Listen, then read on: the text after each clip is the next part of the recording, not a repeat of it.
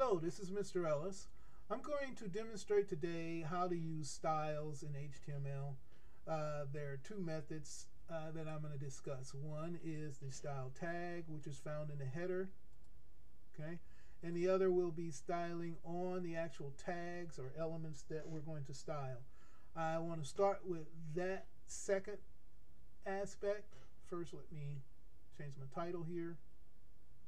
I'm going to use the My Life assignment, one of your assignments.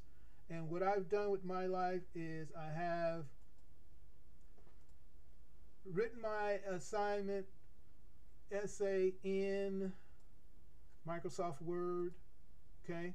And I have basically am going to copy my header, which I have my header and the text into the HTML document, and then I'm going to style that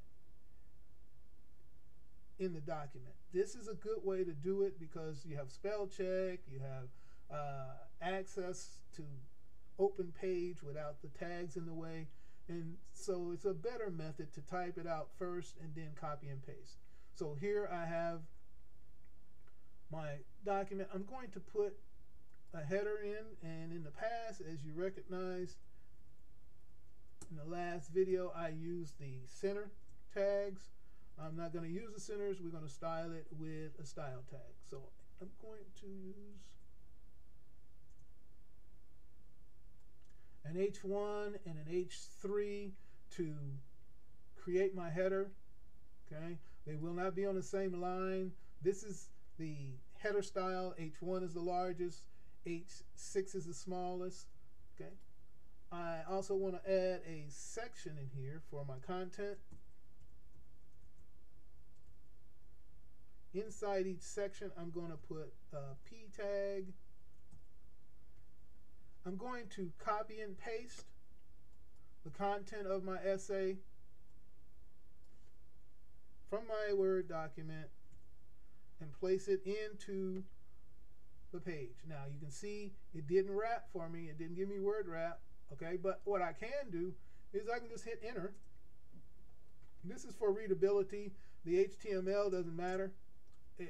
It's going to display it the way I tell it to display it, and we'll get to styling here in a minute.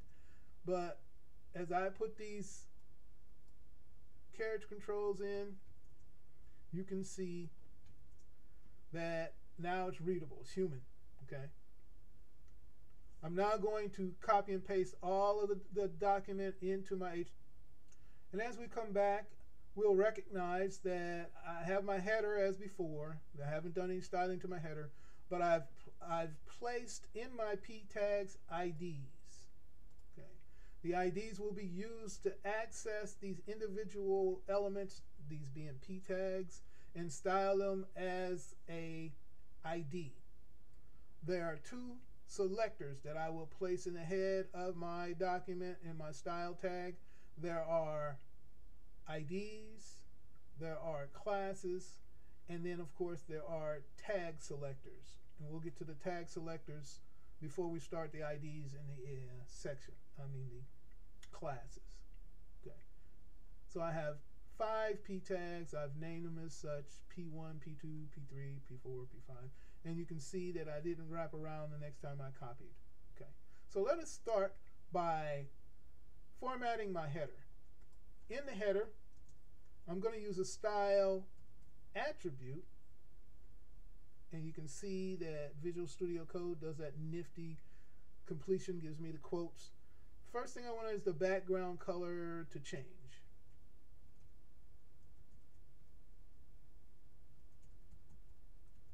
And I want to make it light blue. Okay. I want the font color to change. Now when you change the font color, the font is not going to be used. It's just going to be simply color. And I want it to be red. Okay. Now if I was to display this document, which I'm going to,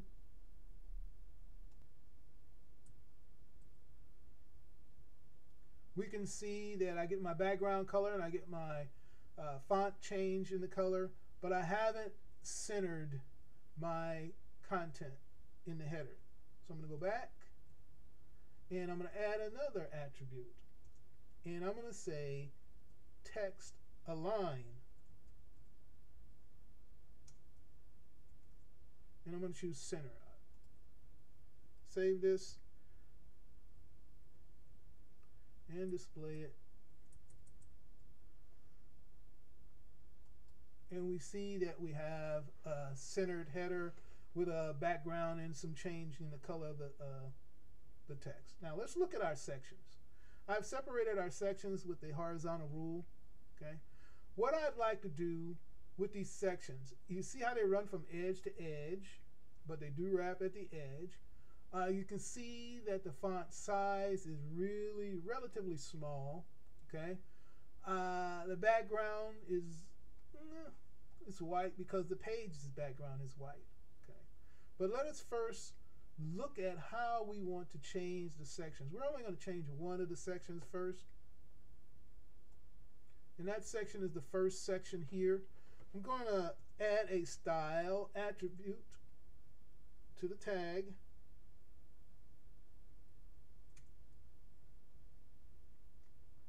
First thing I want to do is limit the width of it, and I want the width to be, let's say 500 pixels. Well, let's say 700 pixels. PX stands for pixels. Okay. I'd also like to change the background color of this first section, and I want it to be something that's not beige is good.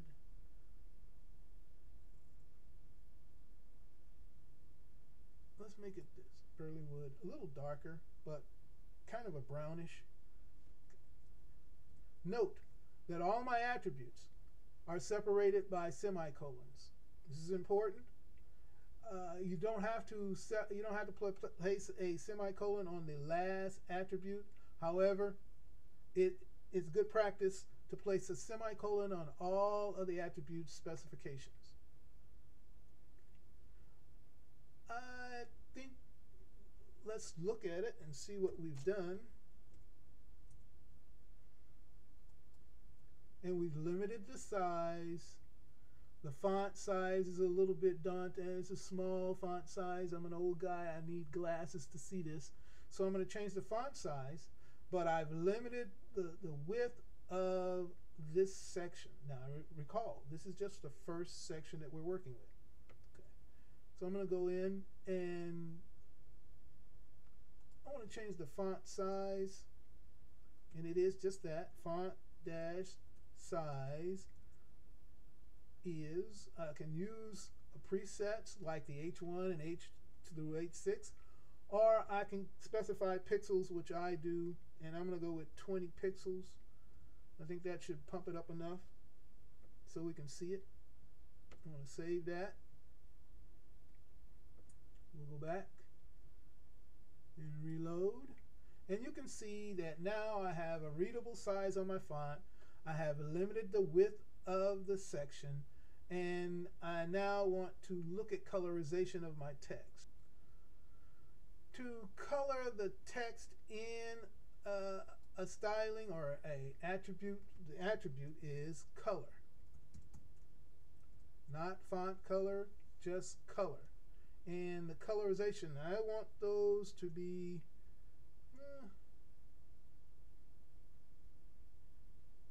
let's see, bro.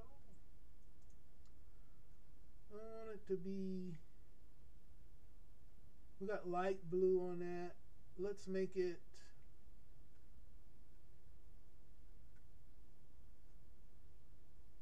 a dark blue, and we'll change our background. Okay, a dark blue. Okay. I want to see how that looks.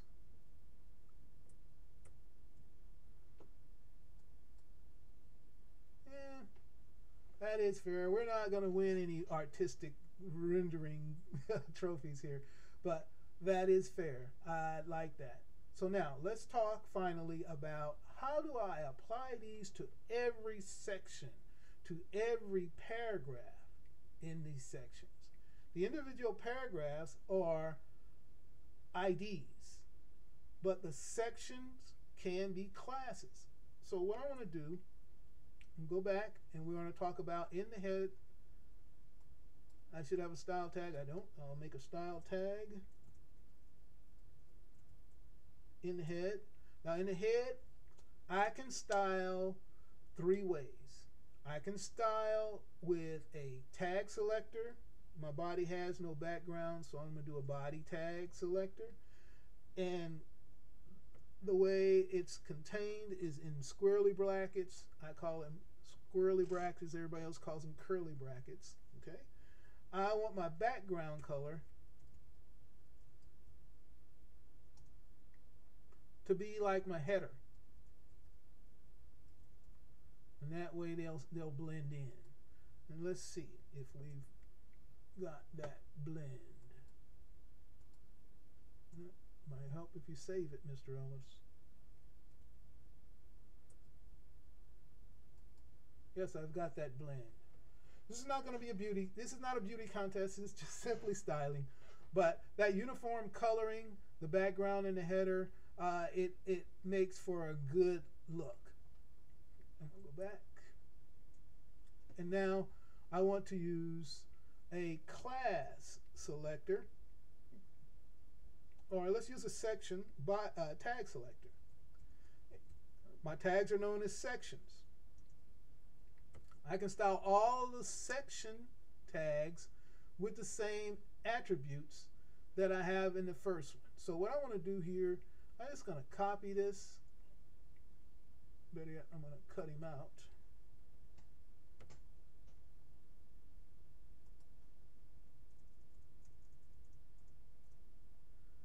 And I would like to place it in a section area. Now, this is something that I would suggest you do. I suggest that you wrap your attributes. They are separated, and you can put them all on one line.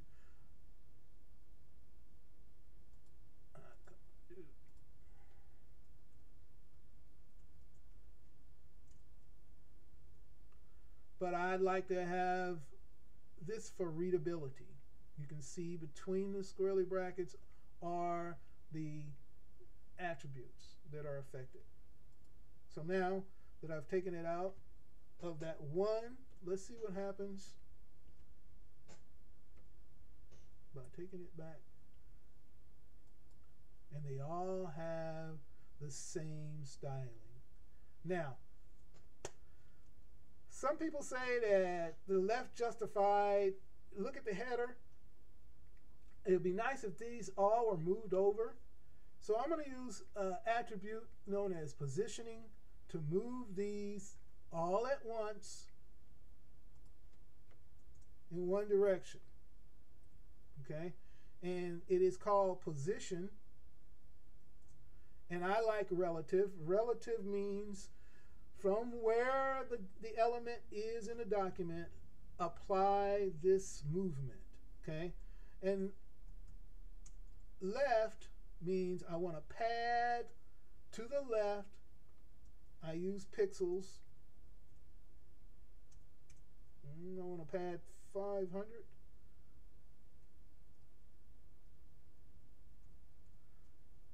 And it will move that content to the right because I'm padding on the left. Now the other attribute for positioning is top, where you add padding to the top and it moves it down in the document. I want to save this, go out and see what's going on. Hopefully it moved it, and it did. Not quite centered, but you get the idea. Okay. Now, this has been a tag selector event. I can make this a class for all of these sections. I would place class on all of the section tags and then style it accordingly. As I have created here you see that the period stands for class, okay, and I've named it SEC, okay. My SEC class will be applied to anything that has a class attribute on its tag. So I've placed it on all of my sections. I've placed the class attribute. And it won't look any different because it's the same styling, but because I've removed it, I'm going to save it and reload it so you can see that it is basically the same page. But here's what I can do. I can change it a little minute because I'm not happy with the centering of that. So I'm going to go back, and instead of left 500, I'll say left 460 and see how it changes. Or just 430. It's going to change a little more. And you can see it move. That's centered better. Okay. Now, this has been the use of styling on the tag and on the style, in the style tag. I want to use now one more selector known as the ID. Okay. The ID selector allows me in the tag, select the style tag, to specify for individual elements. So I'm just going to do P1. Again, we need the curly brackets. And I'm just going to change the color of the font. And it's blue now. I'm going to change it to red. Okay. So one of my P tags, this paragraph tag here with the ID of P1 will be changed. Now, this gives you some control. It allows you to isolate the elements, and instead of doing a mash up of all the P tags, which I could do with a tag selector, I can go into individuals and change their styling, which I have done here. Hopefully, did I save? Yes, I did. You can see it right away. There we go. This has been Mr. Ellis, demonstrating styles in CSS for HTML.